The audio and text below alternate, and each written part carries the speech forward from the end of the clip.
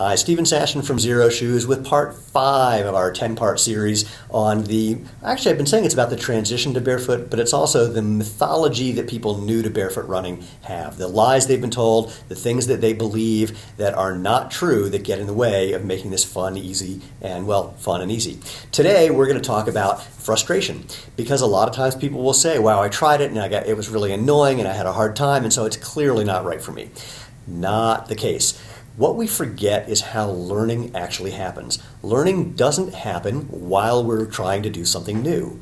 Learning happens in the resting periods between the bouts of trying something new. Because we've got movement patterns etched into our mind and body. We have neurological patterns that are wired to do the thing that we're familiar with. If you're trying to learn something new, you're trying to create new neural pathways.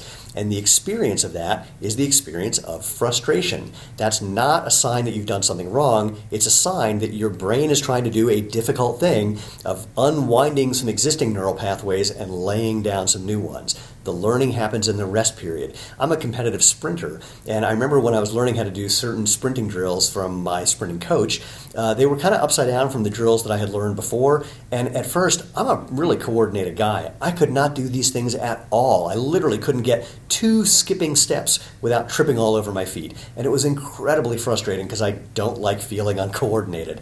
But I just dealt with it, and then the next time I came out 3 days later, it was a little bit better. I hadn't done anything between the last time I tried and this time. Just the resting period allowed those new neural pathways to start to lay themselves down. And that happened over time until I can't do them wrong now. In fact, trying to do the way I used to do it is really, really hard for me. Now, that said, there seems like there's 4 different kinds of people when it comes to making this transition. And there's just no way you can know how long the transition is going to take for you.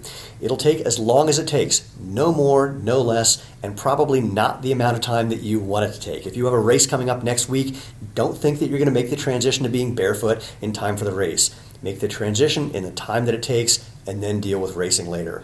But it seems like, there's some people who they literally can't feel if it hurts when they're trying to do something. Like there's more nerve endings on the bottom of your feet than anywhere but your fingertips and your mouth. And that's for a reason. You're supposed to feel things, and if things feel good, you're supposed to notice that. That's a good thing. Some people literally can't feel that, and so the transition for them is going to take longer. My recommendation, spend more time walking barefoot. This is the reason for doing that, just so that you can get your brain waking up, having the brain map for your feet de-differentiate so it can feel things again, and then you'll move on to the next step. Some people can feel things, but they can't tell what their body's actually doing as they're learning new things. I've heard people say to me, they have blisters on their heels, see video number 1, and they go, I don't know how this happens because I don't land on my heels, and then we videotape them and they land on their heels. They literally can't feel what their body is doing. For those people, video is really helpful, getting feedback so that you can see the difference between what you think your body is doing and what your body's actually doing can be very helpful. Some people, they can feel things, they're good at knowing what their body's doing, but they just need cues about what to do to make this transition.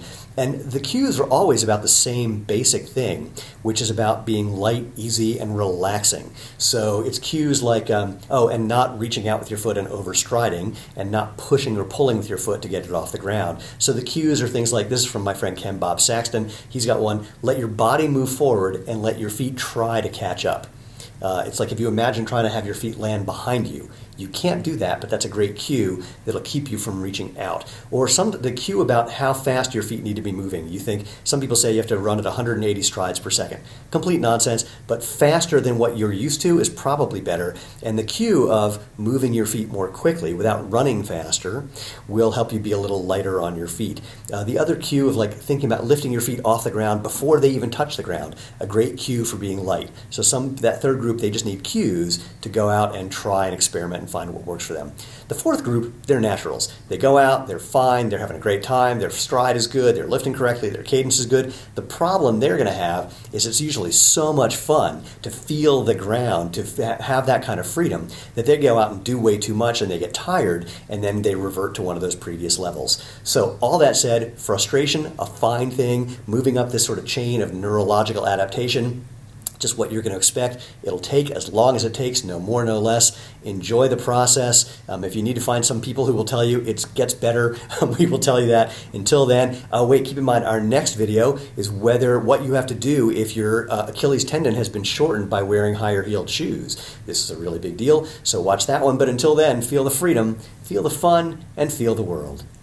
Thanks for watching. I hope you enjoyed that. If you want more barefoot information, articles, videos, even barefoot comedy, come to xeroshoes.com, where you can join our Xero Circle, our private insider group, and find out more about our lightweight performance recreation sandals.